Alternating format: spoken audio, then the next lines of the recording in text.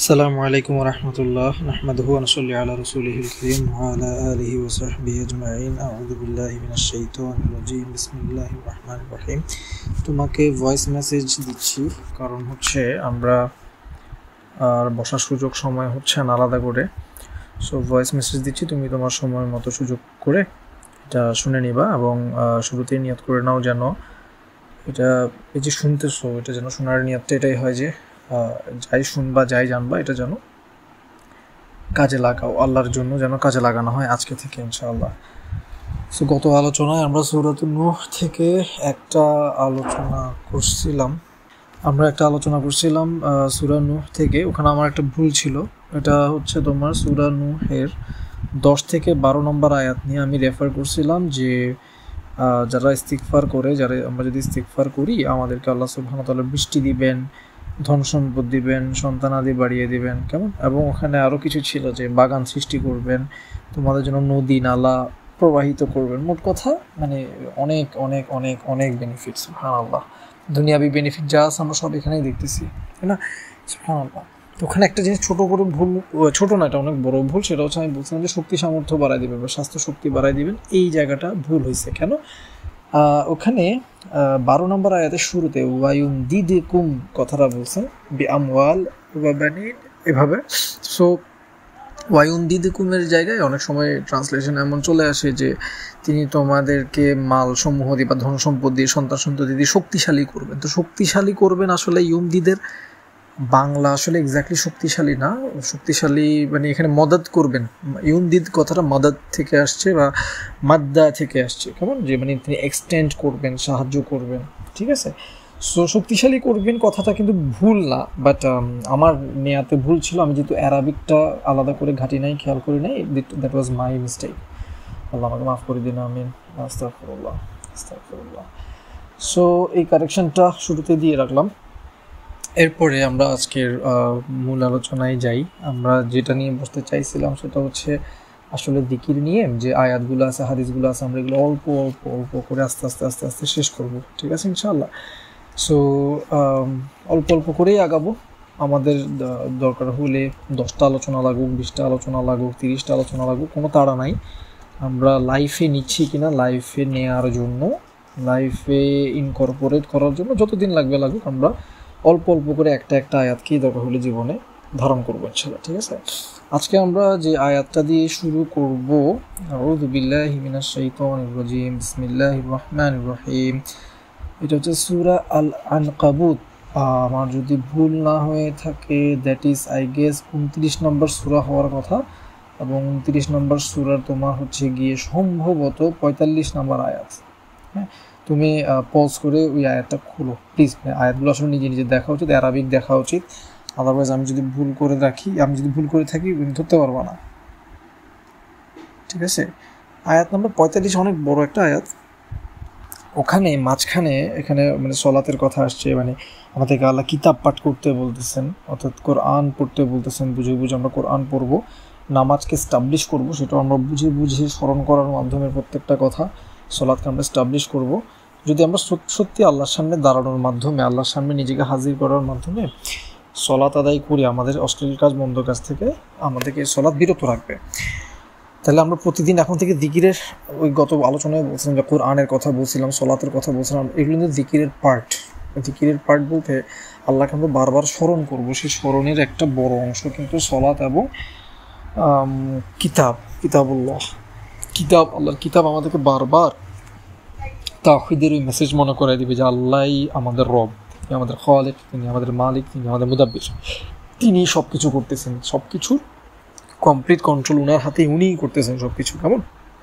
তো এটা কিন্তু আমরা বারবার ভুলে যাই, সারাদিন আমরা ভুলে যাই। আমরা মনে করি খাবার আমার ক্ষুধা নিবারণ করবে, অথচ ক্ষুধা নিবারণ করবেন আল্লাহ।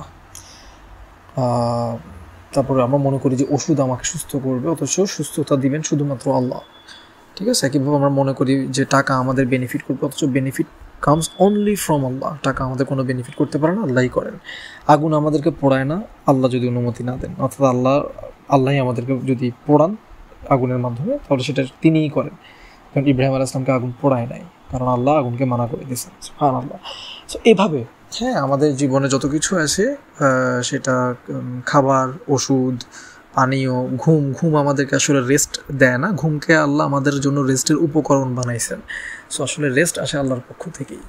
সো এইভাবে প্রত্যেকটা জিনিসের পিছনে আসলে আমার রব হচ্ছেন আল্লাহ। আল্লাহ আমাকে পালতেছেন, আল্লাহ আসলে সব কিছু করতেছেন।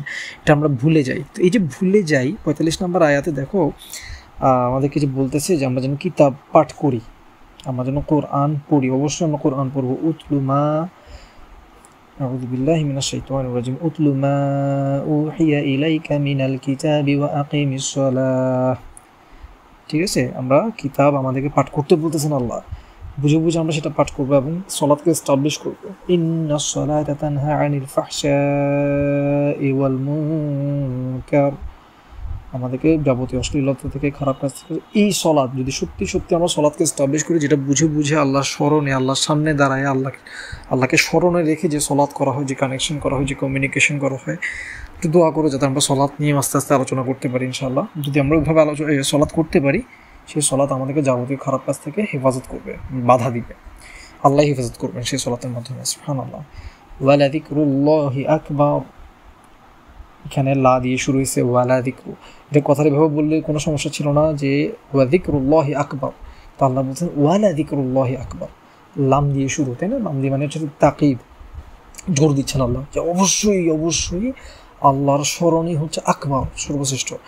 ওয়াল্লাহু ইয়ালামু মা তাসনাউন, এবং আমরা যা কিছু করতেছি আল্লাহ সব জানেন। ঠিক আছে, এবং আমার আজকে ফোকাস হচ্ছে, তোমাকে যেটা ভয়েস নোট দিচ্ছি, এই ভয়েস নোটের মেইন ফোকাসটাই হচ্ছে ওয়ালা যিকরুল্লাহি আকবার, আল্লাহর স্মরণই হচ্ছে সবচাইতে শ্রেষ্ঠ।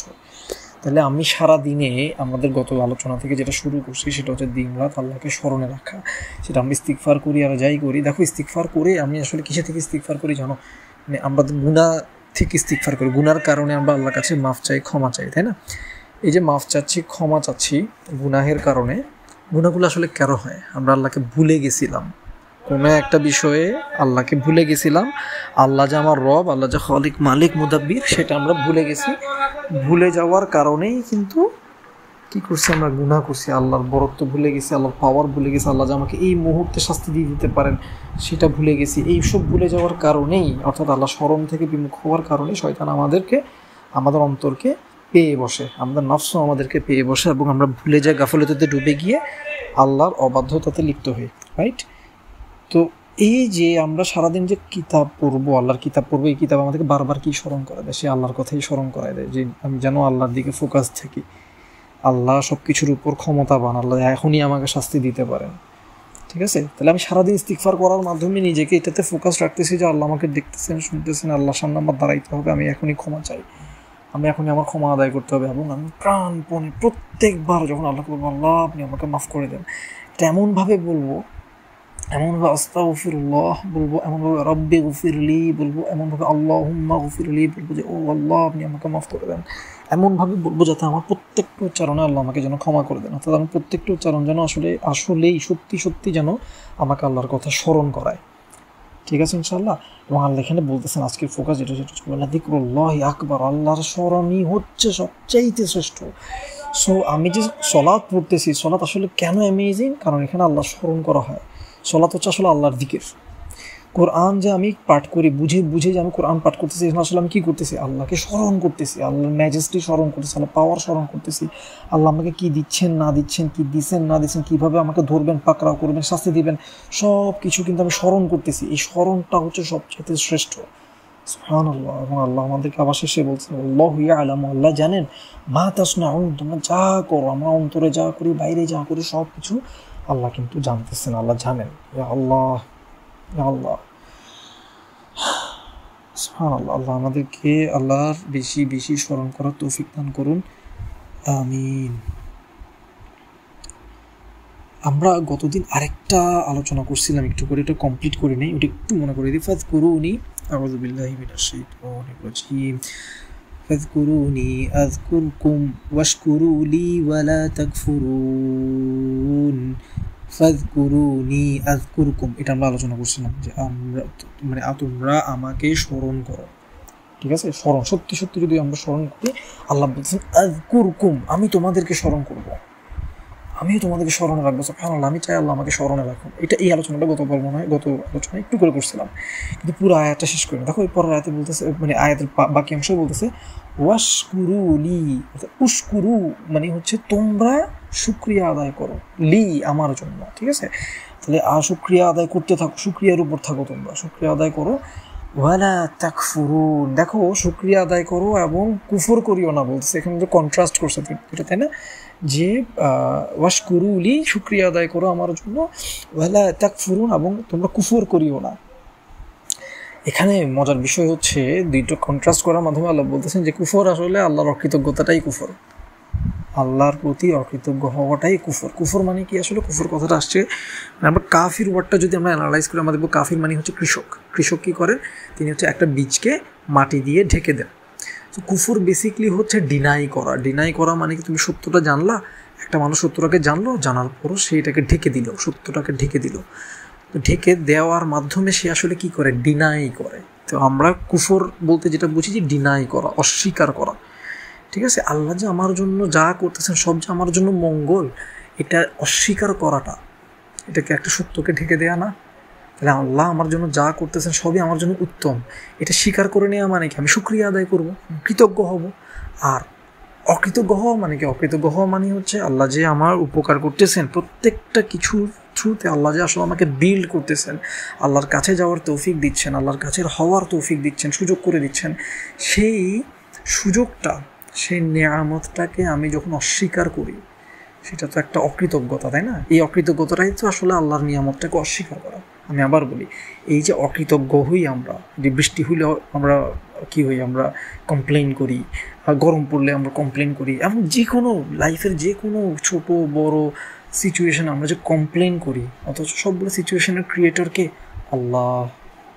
তো সেই আল্লাহর এই যে কমপ্লেন করা, অকৃতজ্ঞ হওয়া, এই অকৃতজ্ঞ হওয়ার আসলে মানে রুটটা কি? রুটটা হচ্ছে আল্লাহর নিয়ামতটাকে না দেখা, আল্লাহর নিয়ামতটাকে স্মরণ না করা, আল্লাহর নিয়ামতটাকে অস্বীকার করা। এই অস্বীকার করার সাথে কুফর, এবং এখানে তুমি ট্রান্সলেশনে দেখবা অকৃতজ্ঞতা আসে যদিও, কিন্তু কুফর মানে তো আসলে অকৃতজ্ঞতা না, এটা আমরা জানি, ঠিক আছে? মানে এটা আরও ভয়াবহ। কিন্তু এই যে শুক্রিয়ার সাথে কন্ট্রাস্টিং হিসেবে তাকফুরুন কথাটা আসছে, তো এখানে স্বাভাবিকভাবে বোঝা যাচ্ছে যে অকৃতজ্ঞতাটাকে আল্লাহ এখানে কুফরের সাথে কানেক্ট করতেছেন। সুবহানাল্লাহ। তাহলে আমরা কী করব? আমরা এটা থেকে নিজেকে বেশি বেশি হেফাজত করব, আমরা অকৃতজ্ঞ হব না। যখনই যে সিচুয়েশনে থাকে আমরা সেই সিচুয়েশন থেকে আমার জন্য উত্তম কী আছে সেটা বের করার ট্রাই করে আল্লাহকে থ্যাঙ্কস দিব। সেটা যদি বের করতে না পারি, তাও আমি আল্লাহর উইজডম, আল্লাহর নলেজ, আল্লাহর ডিসিশনের উপর আমি সন্তুষ্ট থাকবো। এই সন্তুষ্টটা থাকার জন্য আমি সারাদিন এই যে দিকিরে থাকবো, সারাদিন যে আল্লাহকে স্মরণ করবো, ইস্তিগফারের মাধ্যমে বেশি বেশি আল্লাহর কাছে মাফ চাইবো।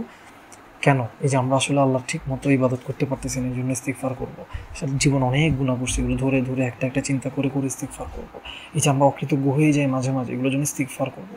প্রত্যেকটা কাজ প্রপার নিয়তের সাথে আমরা যেভাবে করা উচিত, নিয়ত ঠিক করে করে করা উচিত, আমরা করি না, করবো এখন থেকে ইনশাল্লাহ। তো এই যে এতদিন করি নাই, এটার জন্য ইস্তিগফার করবো। আমাদের সলাৎ ঠিক মতো হয় না, এটার জন্য ইস্তিগফার করবো। আমাদের কোনো কিছুই তো ঠিক মতো হয় না, এটার জন্য আমরা কন্টিনিউয়াস আল্লাহর কাছে মাফ চাইবো, মাফ চাইবো, মাফ চাইবো, যেন আল্লাহ আমাকে না ধরেন, পাকড়াও না করুন, আমাকে যেন বিনা হিসাবে বিনা আযাবে জান্নাতুল ফিরদাউস দিয়ে দেন। আমিন ইয়া রাব্বাল আলামিন। ঠিক আছে ইনশাল্লাহ। গত আলোচনায় আমরা যে আলোচনাটা করছিলাম, সম্ভবত শুরু করছিলাম এটা দিয়ে, যে আউযু বিল্লাহি মিনাশ শাইতানির রাজিম, ইয়া আইয়ুহাল্লাযীনা আমানু যকুরুল্লাহা যিকরান কাসীরা। এটা আরেকবার মনে করাই দিলাম। কি করবা? বেশি বেশি বেশি বেশি আল্লাহকে স্মরণ করবা। আমি মুখে আর অন্যটাতে ফোকাস করতেছি না, আমি ফোকাস করতেছি স্মরণ করাতে। সো স্মরণ করাতে মানে প্রপারলি যেন আল্লাহকে স্মরণ করো। মাফ চাওয়ার সময় যেভাবে মাফ চাইতে হয় সেইভাবে যেন মাফ চাও, সেইভাবে স্মরণ করে করে আল্লাহর কাছে মাফ চাও। দেখো এখানে বডি ল্যাঙ্গুয়েজ খুব ম্যাটার করে, আমরা যখন সরি হওয়ার সময় আমাদের চোখ নিচু হয়ে যায়, সরি বলার সময় আমাদের মাথা নিচু হয়ে যায়, আমরা বিনয়ী হয়ে যায়। আমাদের বডি ল্যাঙ্গুয়েজ দেখলে বোঝা যায়, তোমার কাছে কেউ যখন মাফ চাইতে আসে, তুমি তার বডি ল্যাঙ্গুয়েজ দেখলে কিন্তু বুঝো যে তুমি সে আসলেই মাফ চাচ্ছে কিনা। তার চেহারায়, তার পুরো বডিতে একটা লজ্জা, একটা অপরাধবোধ তার বডিতে, তার চোখে, তার মুখে ফুটে ওঠে। আল্লাহর কাছে যখন তুমি আল্লাহর প্রেজেন্সে, আল্লাহর সামনে দাঁড়ায়, আল্লাহর সামনে বসে শুয়ে তুমি যখন মাফ চাচ্ছ, তোমার মধ্যে কি সেই অপরাধবোধটা তোমার শরীরে, তোমার অন্তরে এবং তোমার পুরা অবয়বে ফুটে ওঠে? তুমি কি বিনম্র হও? এটাতে একটু ফোকাস করবো প্লিজ, ঠিক আছে ইনশাল্লাহ, তখন দেখবে সে ক্ষমার ইন্টেন্সিটি বেড়ে যাচ্ছে। আরেকটা জিনিস মনে করাই দিই, ইমাম নববী রাহিমাহুল্লাহ এটা ওনার আল আজকার বইতে আনছিলেন, আমি লাস্ট টাইম যখন পড়ছিলাম ওখান থেকে মনে করে করে বলার চেষ্টা করতেছি। তাহলে আমি প্রথম যে পয়েন্টটা বললাম সেটা হচ্ছে শরীরে, চোখে, মুখে, অন্তরে সে অপরাধ বোধ এনে অপরাধীর মতো আল্লাহর সামনে দাঁড়ায়, আল্লাহর সামনে ওভাবে হাজির হয়ে আল্লাহর কাছে কি হওয়া, আল্লাহর কাছে মাফ চাওয়া। আল্লাহ আপনি আমাকে মাফ করে দেন, আল্লাহুম্মা গফিরলি, আস্তাগফিরুল্লাহ, রব্বি গফিরলি, যেই শব্দ দিয়ে তুমি আল্লাহর কাছে মাফ চাও না কেন সেটা যেন প্রপারলি তোমার অন্তর থেকে উঠে আসে। এবং ইমাম নববী রাহিমাহুল্লাহ শরীরের এই ভাবটা, শরীরের এই যে বিনম্রতা, এই যে অপরাধবোধটা শরীরে ফুটাই তোলা, যেন তুমি আসলেই আল্লাহর সামনে দাঁড়াচ্ছ তুমি, তাহলে ওটা যেন তোমার উপরে ইম্প্যাক্ট ফেলে, তোমার ওভারঅল দাঁড়ানোতে, বসাতে, শোয়াতে তোমার শরীরে যেন সেটা একটা ইম্প্যাক্ট পড়ে। এবং তুমি যে কথা বলতেছো আল্লাহকে, যে বলছো আল্লাহ আপনি আমাকে মাফ করে দেন, এই যে আস্তাগফিরুল্লাহ বলতেছো, কিংবা আল্লাহুম্মা গফিরলি, কিংবা রব্বি গফিরলি যখন তুমি বলতেছো, তখন বলার সময় অবশ্যই অবশ্যই শব্দটা যেন তোমার কানে আসে। ইমাম নববী রাহিমাহুল্লাহ এটা সলাতের ক্ষেত্রেও বলছেন, কোরআনের ক্ষেত্রেও বলছেন, যিকিরের ক্ষেত্রেও বলছেন, আমরা যেন অন্তত নিজের কানে শুনি যে আমার কণ্ঠে সেই অপরাধবোধটা যেন ঝরে পড়তেছে কিনা, আমার কণ্ঠ থেকে সেই অপরাধবোধটা ঠিকরে পড়তেছে কিনা, সেই অপরাধবোধটা আমার কণ্ঠে ইম্প্যাক্ট ফেলতেছে কিনা, আমার কণ্ঠটা, আমার কানে যেটা আমি শুনতেছি, ইস্তিগফারের যে কথাটা, শব্দটা আমি শুনতেছি, সেটার কারণে মানে আসলে আল্লাহ আমাকে মাফ করবেন কিনা, এটা যেন আমি আমার কণ্ঠে যদি সে অপরাধবোধ, আমার শব্দে, আমার ধ্বনিতে যদি সে অপরাধবোধটা ফুটে না ওঠে, তার মানে আসলে আমি অন্তর থেকে মাফ চাচ্ছি না। ঠিক আছে ইনশাল্লাহ, এটাতে নজর রাখবা। তাহলে আজকে আমি দুইটা জিনিস বললাম, একটা হচ্ছে শব্দের দিকে খেয়াল রাখা, শব্দটা যেন অবশ্যই কানে বাজে, শরীরে যেন একটা ইম্প্যাক্ট পড়ে, শরীরটা যেন ওভাবে নিচু হয়ে অপরাধীর মতো শরীর ভাব ভঙ্গিমা নিয়ে যেন আল্লাহর সামনে তুমি দাঁড়াও, বসো বা শুয়ে, যখন যেভাবে তুমি হাঁটা চলা, যখন যেভাবে করতেছো, এটা যেন শরীরে ওই ইম্প্যাক্টটা পড়ে। কেমন ফোকাসটা যেন শরীর, মন, আত্মা, অন্তর সব যেন আল্লাহর দিকে ফোকাস থাকে, এবং সেটা যেন তুমি নিজের কানে শুনো। শব্দ বা উচ্চারণের মধ্যে যেন সে অপরাধবোধ, সে ক্ষমা প্রার্থনা যে ইন্টেন্সিটি, ওটা যেন ফুটে ওঠে। ঠিক আছে, এইভাবে করে তুমি 500 বার করো, কিন্তু প্রপারলি করো। 5000 বার করো, প্রপারলি করো। 5 লাখ বার করো, প্রপারলি করো। 12,000 বার হোক, 20,000 বার হোক, 50,000 বার হোক, মাথায় রাখবা কোয়ালিটি। তুমি যে আসলে প্রত্যেকটা শব্দের জন্য যেন আল্লাহ তোমাকে ক্ষমা করেন, প্রত্যেকবার উচ্চারণের জন্য যেন তুমি আল্লাহর ক্ষমা পেয়ে যাও, প্রত্যেকবার উচ্চারণে যেন আল্লাহর স্মরণ তোমার অন্তরকে ছেয়ে ফেলে, এমনভাবে যেন ছেয়ে ফেলে যে তুমি আল্লাহকে এমনভাবে স্মরণ করো যাতে আল্লাহও যেন তোমাকে স্মরণ করে। সুবহানাল্লাহ। ঠিক আছে ইনশাআল্লাহ, আল্লাহ আমাদের সবার জন্য সহজ করে দিন। আমিন। সুবহানাকাল্লাহুম্মা বিহামদিক, আশহাদু আল্লা ইলাহা ইল্লা আনতা, আস্তাগফিরুকা ওয়া আতুবু ইলাইক। আল্লাহ আপনি আমাদের এটাকে কবুল করে নিন। আমিন।